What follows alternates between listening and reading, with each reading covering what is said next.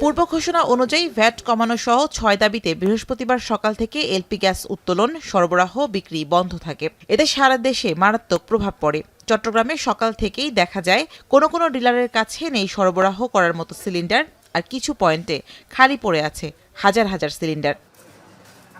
ডিলাররা বলছেন প্ল্যান্টগুলোতে গাড়ি পাঠালেও সপ্তাহখানেক ধরে সেই গাড়ি ফেরত আসেনি।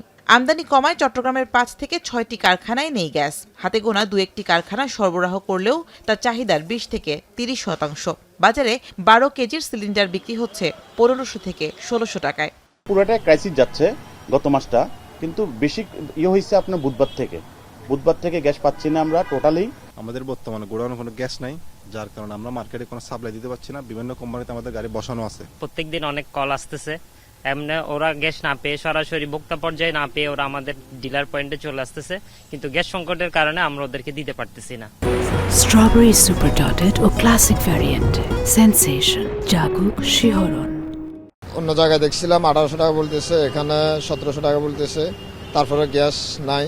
খুলনায় সকাল থেকেই প্রায় সব ডিলারের প্রতিষ্ঠান বন্ধ দেখা যায়। তারা বলছেন সিলিন্ডার সরবরাহ বন্ধ থাকায় প্রভাব পড়েছে খুচরা পর্যায়ে। এছাড়া রাজশাহীতেও ৩টি কোম্পানির কোনো ডিলারই গ্যাস সরবরাহ করেনি। এতে অনেকেই সিলিন্ডার কিনতে এসে ফিরে যান খালি হাতে। ক্রেতারা বলছেন গ্যাস না পেয়ে মাটির চুলা, রাইস কুকার ও ইলেকট্রিক চুলায় ভরসা করতে হচ্ছে তাদের। এছাড়া বরিশালের দোকানগুলোতে সিলিন্ডার থাকলেও তার সবগুলোই খালি। হাতে গোনা কিছু দোকানে সিলিন্ডার মিললেও গুনতে হচ্ছে ১৫০০ টাকার বেশি। আমার চাহিদা মনে করেন ডেলি ৮-১০টা ১২টা এরকম, কিন্তু আমি গ্যাস পাচ্ছি হলো 3টা, কালকে দিয়েছে 3টা, আজকে এখন পর্যন্ত দেয়নি। কোম্পানির সঙ্গে যোগাযোগ করা হলে বলে যে আমাদের জাহাজ ঠিকমতো সময় পাঠাতে না পারায় আমরা গ্যাস একটু কম পাচ্ছি, আপনাদের কম দিচ্ছি। আমার বাসাতে 3 বেলাতে গ্যাস রান্না হয়, এখন গ্যাস যদি না পাই চরমভাবে বিপর্যয়ের মধ্যে পড়বো। বিকল্প ওই যে কারেন্টের চুলা, কারেন্ট ব্যবহার করতে হয়। একই পরিস্থিতি বগুড়াতেও। পূর্ব ঘোষণা ছাড়া গ্যাস সরবরাহ ও বিক্রি বন্ধ হয়ে যাওয়ায় বিপাকে পড়েন সাধারণ ক্রেতারা। ময়মনসিংহে বেশিরভাগ ডিলারের দোকানে ঝুলছে তালা, আর সিলেটেও গ্যাস না পেয়ে ভোগান্তিতে পড়েন হোটেল, রেস্তোরাঁ ও ক্ষুদ্র ব্যবসায়ী সহ সাধারণ ক্রেতারা। আমার জানা মতে আমার এই যে গ্যাসের দোকানে ওই যে কোম্পানি গ্যাস দিতে পারতেছে না। যদি আমার চাহিদা থাকে 20টা, তারা দিতেছে মাত্র 2টা। গতকাল থেকে গ্যাস পাচ্ছি না, আমাদের গ্যাস এখন নাইও। আর যা 2-1জনের কাছে পাই খবর নিছি, সব দাম খুব চড়া।